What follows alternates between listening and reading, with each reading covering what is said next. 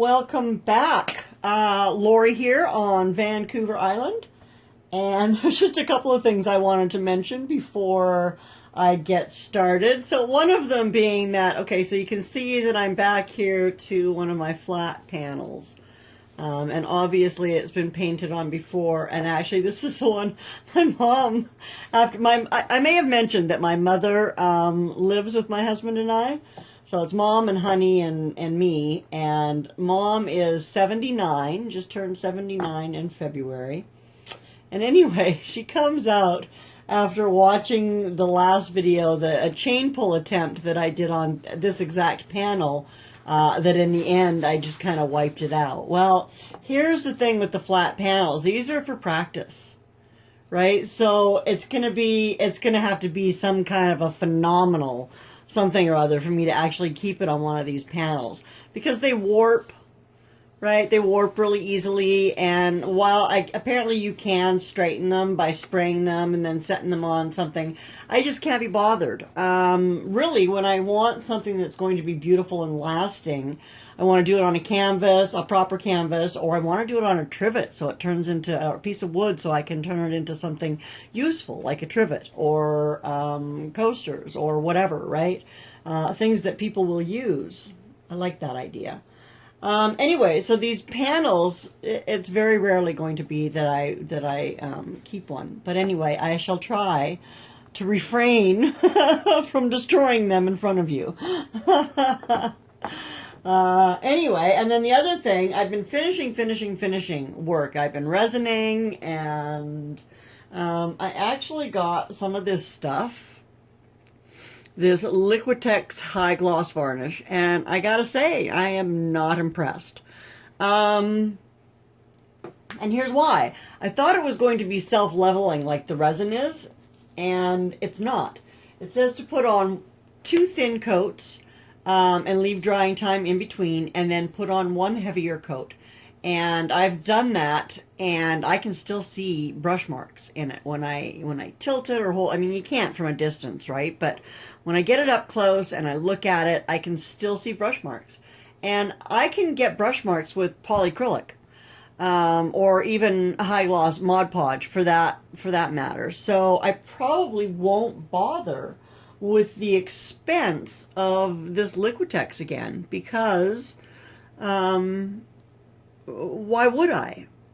Right? It doesn't seem to do any more than what my polyacrylic does, and it certainly isn't anything near as good as what the resin ends up like, right? So it's just a plain high gloss finish that I can get with a number of other products. I don't need to buy this super expensive one. So that's my review of Liquitex high gloss varnish. Anyway, I like some of their paints. Like, don't get me wrong, I'm not saying that Liquitex is not a good brand. I've used their paints, and I'm liking their paint, but that high gloss varnish, I'm not seeing the benefit of it. Anyway, I'm going to get my canvas ready, and today I'm going to try something new, obviously, since I'm on a panel, and so that's for experimenting and trying new stuff, right? So I'm going to do a wrecked ring pour, and this is thanks to my friend Gay in New Zealand. Her channel is Popular Pouring Fluid Art, and I will try to remember to leave a link at the end. So you can go check her out. She's got lots of fabulous videos, and she's got the most fabulous accent, so at least for me. I mean, I suppose for people from New Zealand it's nothing unusual, but anyway. So I'm going to get my canvas ready, and I'm going to just layer paints in here. So yeah, I'm using just a variety of greens. And I can't really name them because they're combinations of some greens that I didn't like and some blues that I wasn't super fond of. And so I've just kind of mixed them together to get a combination of greens and like a teal. One is kind of a teal. And they are a little thicker, and that's one of the reasons why I did this, is I've also, let's get up there where you can see this. So you can see they're much thicker.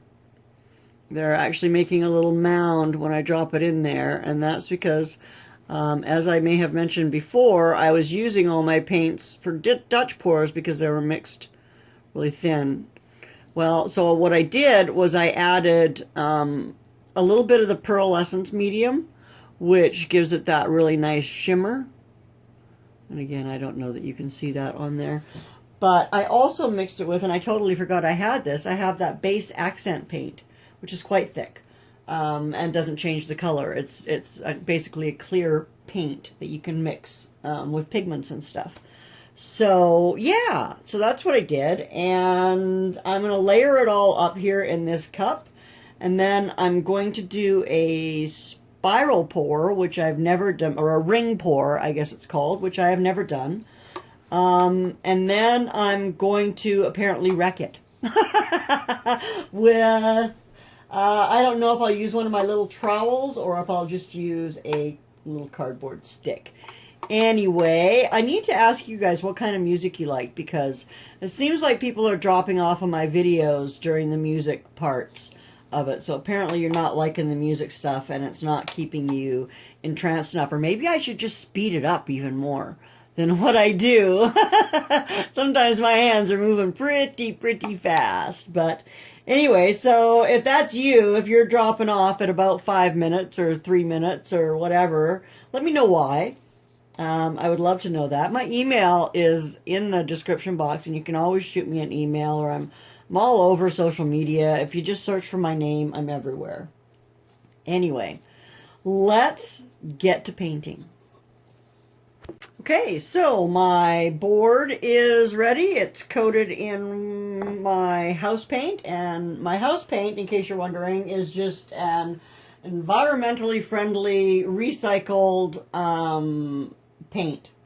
I think the color is called Moonlight, so it's even not quite white, but it's inexpensive, and I mix it with a latex extender, which is also quite inexpensive when you consider how far it goes, and it smooths out like crazy. It just makes it super smooth, and not that you can tell from here because I haven't overdone my edges here. I've left some spaces in, but watch, you can see how well it will fill in these places. And this is just house paint mixed with, it's a latex extender. I won't bother telling you the name of it because the brand name I don't think really matters, right? But yeah, so it evens out very nicely, and very self-leveling, which is what the Floetrol is for, right? So I like that for my house paint because it's less expensive, and if you know anything about me, you know that I'm relatively cheap. Especially when it comes to arts and crafts, or crafts, right? I'm hoping that I can actually sell some of these pieces eventually if I ever get them finished. I'm getting closer, right? I resined a bunch of them in the last couple of days. It's getting warmer any day now. I should be able to get outside and give one a coat of that, what is it called? It's engine paint. Anyway, it's clear engine paint, and it's supposed to make it's going to make my trivets heat resistant up to 500 degrees. I'm sure of it. So at least that's what everybody else is saying in their tests. I haven't been able to test it myself because I don't have anywhere I can spray paint in the wintertime. When it's just too darn cold outside. So that might be changing. Honey might be building himself a workshop, and he might let me go out there and spray paint every once in a while, or spray coating once in a while. Anyway, I have my layered paints, and so what I did, you can see it looks like it's mostly white, but it's really not. What I did was I poured some white in, and then I swiveled my cup. And this is another trick that Gay was showing in one of her videos. And so I ran my white all the way, well, about halfway up. You can see about halfway up in my cup, right? That I ran my white. And so I'm going to have some of that white in every layer. At least I think that's how she said it would work. And I don't have any paper cups, and I wish I did, but I've squished this. And apparently you just hold it in the middle and pour with a little bit of a squiggle, so, or a little bit of a ring. So that's what we're going to do.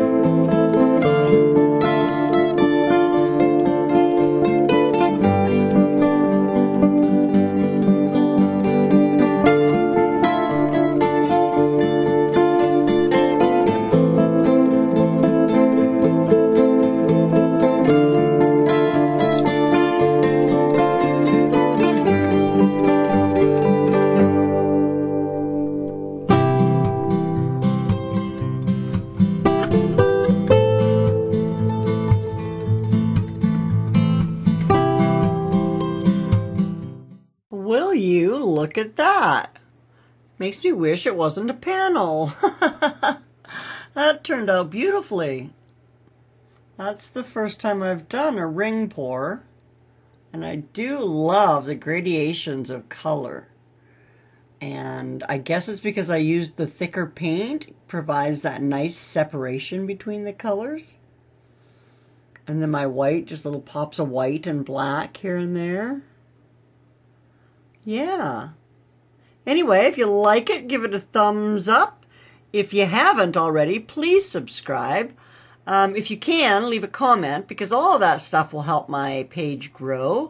I think I'm up to 79 subscribers. Oh my gosh, I'm so excited, because 21 more and I will be at 100. Yeah, yay, that is very exciting for me, and I want to thank you all for being a part of this journey and learning how to pour paint with me, and I hope you have a fantastic day. Bye now.